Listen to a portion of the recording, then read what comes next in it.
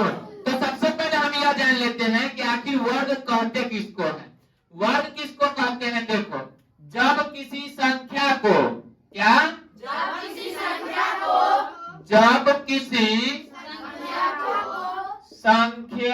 को उसी संख्या से गुना किया जाए, गुना किया जाए तो प्राप्त गुणनफल, प्राप्त गुणनफल उस संख्या का वर्ग कहलाता है। वर्ग कहलाता है। क्या है कि जब किसी संख्या को, कोई सा भी संख्या ले लो, और क्या है आगे कि उसी संख्या से क्या करेंगे, गुना करेंगे, तो जो प्राप्त गुणनफल होगा वही क्या कहलाएगा, वर्ग कहलाएगा। जैसे अगर हम देखें एक का, तो एक ले लिए, अब एक को किस चीज से गुना करेंगे, एक से ही गुना करेंगे, तो इससे प्राप्त गुणनफल क्या आएगा, एक आएगा। तो एक का वर्ग कितना हो जाएगा, एक हो जाएगा। और वर्ग के लिए हम उसका संकेत कुछ इस तरह से लिखते हैं, 1 का स्क्वायर। इसको एक का वर्ग पढ़ो तब, चाहे 1 स्क्वायर पढ़ो तब, दोनों सही है। अब देखो इसका मतलब क्या हुआ, 1 गुने 1 अब बराबर कितना हो जाएगा, तो 1। अगर हम 2 का वर्ग करें तो क्या लिखोगे, 2 गुने 2 बराबर 4। अब 3 का करें तो कितना हो जाएगा, 3 गुने 3 बराबर 9। अब इसी तरीका से हमें कहाँ तक देखना है, 30 तक देखना है। तो इतने उदाहरण से समझ में आ गया होगा। चलो अब हम डायरेक्ट लिखते हैं। इसका मान तुम्हें क्या करके रखना है, याद करके रखना है, ताकि जब तुम सवाल बनाओ तो किसी प्रकार का दिक्कत न हो। जब तक के गुना करोगे तब तक के सवाल बन जाएगा। 1 से लेके कहां तक के है, 30 तक है। तो 1 का कितना होता है बोलोगे, 1, और 2 का 4, 3 का 9, 4 का 16, 5 का 25, 6 का 36, 7 का 7 7 50, 8 का 64, और 9 का 9 81, और 10 का 100। यहाँ तक के तो याद ही होगा। अब हम देखते हैं कहाँ से, 11 से। कैसे निकालते हैं, तो जो संख्या लिखा हुआ है उसको उसी से क्या कर देते हैं, गुना कर देते हैं, और जो गुणनफल आता है वही क्या कहलाता है, वर्ग कहलाता है।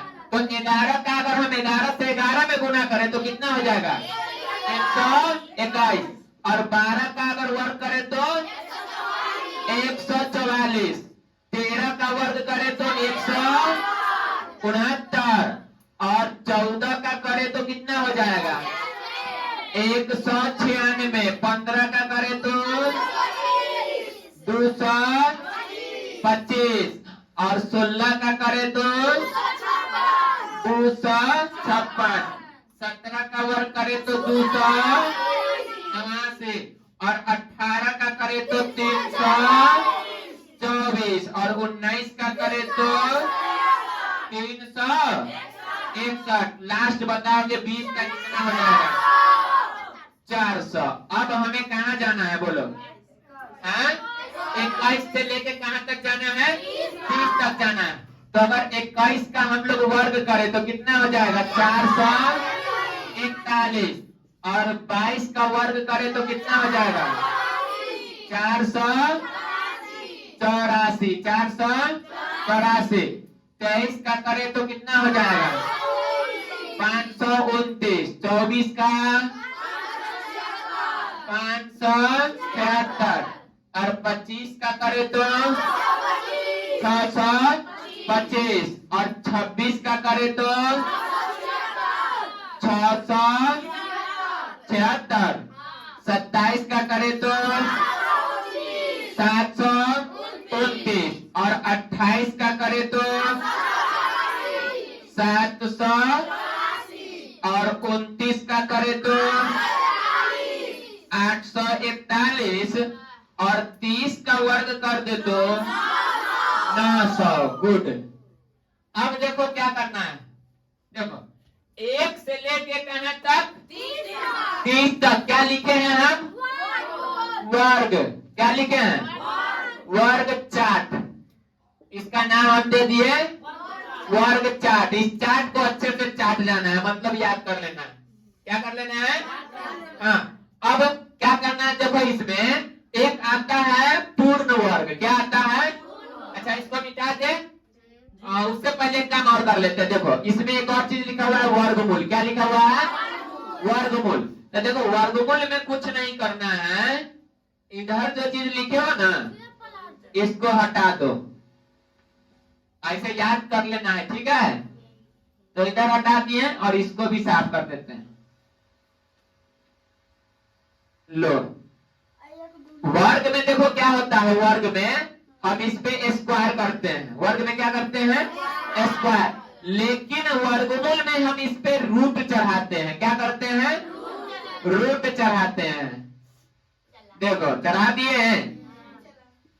चलो अब इसका निकालो मान। 1 के 1, 4 के 9 के 16 के 5, 36 के 6, 49 के 7, 64 के 81 के 100 के 10। उसी प्रकार से सब कर लोगे। अब इस पे ये अलग हो गया। लो यहाँ पर कितना था? 196। यहाँ पे हो जाएगा 225, 279, 324, 361, 400। देखो